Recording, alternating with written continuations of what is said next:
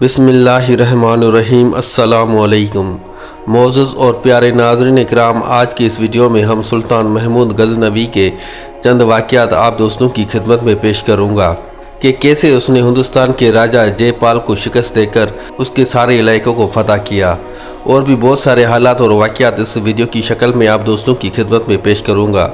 Video کو شروع کرنے سے پہلے آپ بھائیوں اور بہنوں سے بس چھوٹی سی التجا ہے کہ اگر ہو سکے تو اپنے بھائی کے اس چینل کو سبسکرائب کر دیجیے گا اور ویڈیو کو آخر تک ضرور دیکھیے گا۔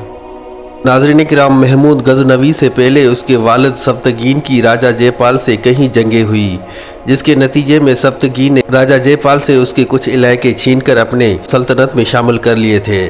جب تک سپتگین زندہ رہا، راجہ جے پال خاموش رہا اور کوئی جوابی کارروائی نہ کی، لیکن جب سپتگین فوت ہو گیا اور اس کی جگہ غزنی کا حکمران سلطان محمود بنا، تب راجہ جے پال نے طے کر لیا کہ جو علاقے سلطان محمود کے باپ نے اس سے چھینے تھے وہ واپس لے کر رہے گا۔ چنانچہ راجہ جے پال اپنا لشکر تیار کر کے حملہ آور ہوا اور جو علاقے محمود کے باپ نے چھینے تھے وہ واپس لے لیے۔ اس کے ساتھ ہی راجہ جے پال نے آس پاس کے ہندو راجاؤں کو بھی سلطان محمود کے خلاف بھڑکایا اور ان کے مذہبی جوش کو ابھارا اور مسلمانوں کے خلاف متحد ہونے کی اپیل کی۔ اس وقت ہندوستان میں صرف ملتان ایسا شہر تھا جہاں ایک مسلمان حکمران تھا، مگر وہ بھی کیونکہ مرتد ہو چکا تھا، لہٰذا سلطان محمود کی بے نسبت اس کے تعلقات ہندوستان کے راجاؤں سے بہتر تھے۔ ہندوستان کے راجاؤں نے آپس میں رشتہ داری بھی قائم کر رکھی تھی، لہٰذا سلطان محمود کے مقابلے میں یہ متحد ہونے لگے تھے اور انہوں نے طے کر لیا تھا کہ مغرب کی طرف سے اگر کوئی مسلمان ان کے اوپر حملہ آور ہوا تو اسے ہندوستان میں پیش قدمی نہیں کرنے دیں گے۔ ادھر سلطان محمود غزنوی نے بھی طے کر لیا تھا کہ لوگوں کو اسلام کی دعوت دینے کے لیے ہندوستان کے بت قدوں پر ضرب لگانے کے لیے دریائے سندھ تک کے علاقوں پر قبضہ کرنا انتہائی ضروری ہے، تاکہ وہاں سے نکل کر وہ مشرقی علاقوں پر ضرب لگا سکے۔ گو اس کے باپ سپتگین نے راجہ جے پال سے پشاور کے علاوہ درائے خیبر سمیت کابل کا درمیانی علاقہ فتح کر لیا تھا، مگر سپتگین کے بعد راجہ جے پال نے دوبارہ ان علاقوں پر قبضہ کر لیا۔ راجہ جے پال کا خیال تھا کہ سپتگین کے بعد اس کا بیٹا محمود غزنوی ایک کمزور حکمران ثابت ہوگا اور اس سے جنگ کرنے کی جرات نہیں کر پائے گا۔ حکمران بننے اور اپنی حالت مضبوط بنانے کے بعد سلطان محمود غزنوی نے برق رفتاری سے اپنے کام کی ابتدا کی۔ سردی اور برف باری کے موسم میں اپنے لشکر کے ساتھ وہ نکلا اور دریائے کابل کے مغرب کا علاقہ، جس میں جلال آباد بھی شامل ہے، اس کو فتح کر لیا۔ اس کے علاوہ اس نے ٹل اور بنوں پر بھی قبضہ کر لیا۔ ان علاقوں کو فتح کرنے کے بعد اب سلطان محمود غزنوی دریائے سندھ تک بغیر مزاحمت کے پہنچ سکتا تھا، تاہم پشاور شہر کے اوپر اب بھی راجہ جے پال کا ہی قبضہ تھا۔ سلطان محمود نے جب ان علاقوں کو فتح کر لیا، تب ہندوستان کا راجہ جے پال اس سے انتقام لینے کے لیے اٹھ کھڑا ہوا۔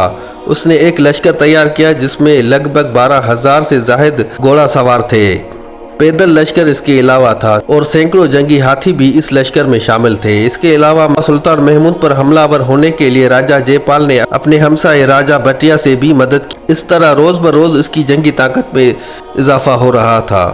سلطان محمود غزنوی نے اس موقع پر بہترین حربہ استعمال کیا اور اس نے اپنے لشکر کے چھوٹے چھوٹے گروہ بنا کر انہیں حکم دیا کہ ہندوستان کے دوسرے راجاؤں کی طرف سے راجہ جے پال کو جو مدد پہنچ رہی ہے اس پر حملہ آور ہوں اور ان کا سارا سامان لوٹ کر اپنے قبضے میں لے لے۔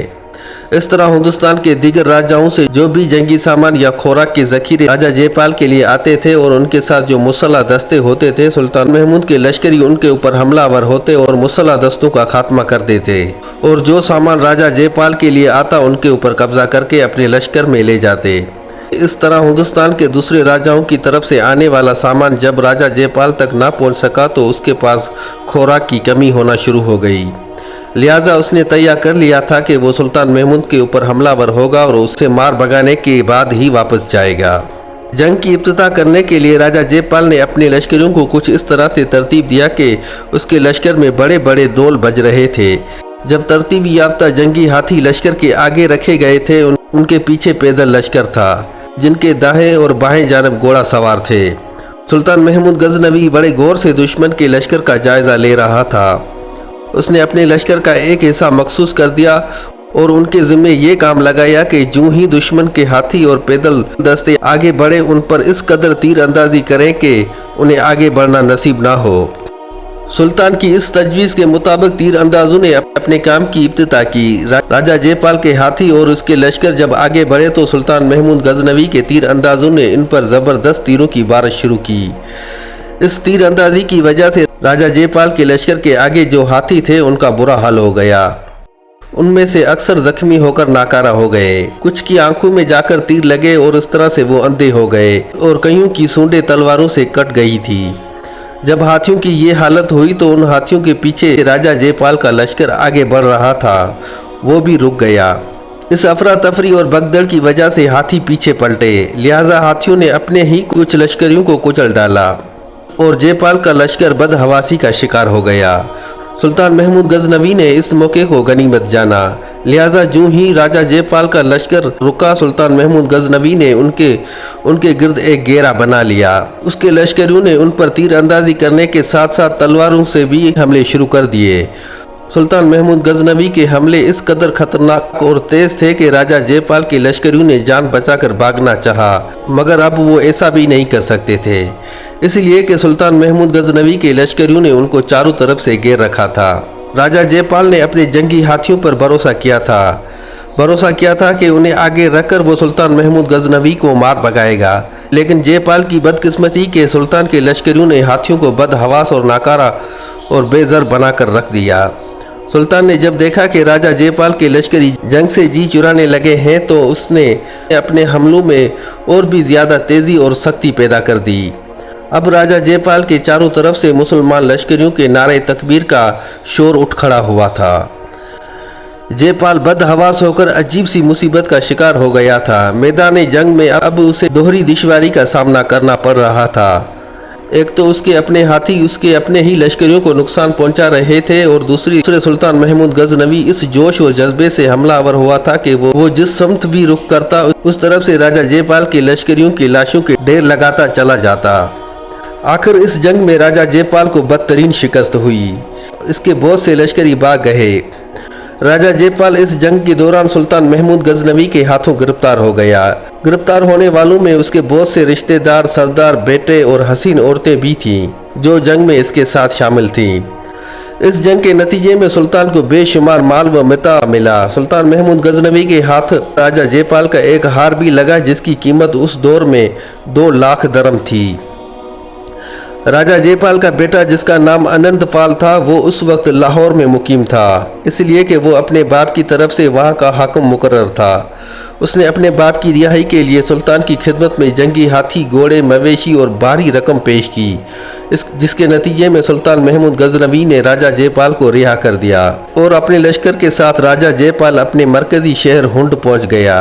नाज़रीन, उन दोनों हुंड एक बहुत बड़ा शहर था। चुनाचे सुल्तान महमूद गजनवी ने पेशावर से लेकर हुंड तक तमाम इलाकों पर कब्जा करने के बाद जिस कदर मंदिर और बुत कदे थे सबको तबाह व बर्बाद कर दिया और यूं सुल्तान महमूद गजनवी ने एक तरह से सिंध के इलाकों पर कब्जा कर लिया। इस मुहिम से फारिग होने के बाद अपने लश्करियों को आराम देने के लिए वो वापस गजनवी चला गया। राजा जयपाल के खिलाफ सुल्तान ने जो जंग लड़ी थी वो उसका हिंदुस्तान पर दूसरा हमला था। उसने जो पहला हमला किया था वो खैबर, जलालाबाद, बनू और टल पर था और वहाँ पर सुल्तान महमूद गजनवी के हाथों शिकस्त खाने के बाद राजा जयपाल को ऐसी नदामत और शर्मिंदगी हुई कि उसने वापस जाकर अपना सर मुंडवा लिया और ख़ुद को आग लगाकर खुदकुशी कर ली। इसके बाद उसका बेटा अनंतपाल इस इलाके पर हुक्मरान बना और उसने सुल्तान महमूद गजनवी की अताअत कबूल कर ली। नाज़रीन इकराम, ये थी आज की छोटी सी वीडियो। उम्मीद करता हूँ आप भाइयों और बहनों को वीडियो ज़रूर पसंद आई होगी। अगर वीडियो अच्छी लगी तो कमेंट में अपनी राय का इज़हार ज़रूर कीजिएगा और अगर आप चाहते हैं कि मैं इस वीडियो का दूसरा पार्ट बनाऊं तो अपनी राय का इज़हार कमेंट सेक्शन में ज़रूर कीजिएगा। मिलते हैं अगले वीडियो में, तब तक के लिए अपना और अपने इस चैनल का बहुत सा ख्याल रखिएगा। जज़ाकल्लाह।